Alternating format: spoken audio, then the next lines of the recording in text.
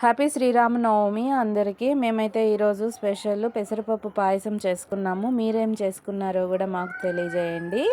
మేము చూడండి పెసరపప్పు పాయసం ఎలా చేసుకున్నాము. బెల్లం తీసుకున్నాను, ఎండు కొబ్బరి చిన్న చిన్న ముక్కలుగా కట్ చేసుకున్నాను, 2 యాలకులు, పాలు ఒక 1/2 లీటర్ తీసుకున్నాను, పెసరపప్పు 2 కప్పులు తీసుకొని కుక్కర్లో వేసి 3 విజిల్స్ వేయించుకున్నాను కుక్కర్లో. తర్వాత ఆల్రెడీ పొడి చేసుకున్న బెల్లం తీసుకొని ఆ పెసరపప్పు ఆల్రెడీ మనం బాయిల్ చేసుకున్నాం కదా దాంట్లో వేసి కలిపెట్టుకున్నాను.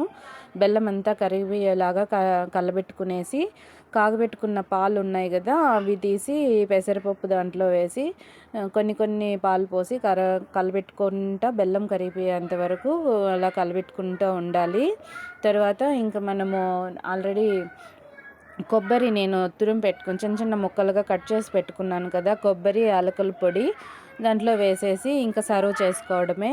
ఇంకా మా ఆయనకి ఇచ్చేసాను, తిన్నాడు, చాలా బాగుందంట సూపర్గా. ఇంకా అది కుండలో వేస్తే ఇంకా మంచి టేస్ట్ వస్తుంది అని చెప్పినాడు. అందుకని పోయి కుండ తీసుకురాపో అని చెప్పాను, తీసుకువచ్చినాడు.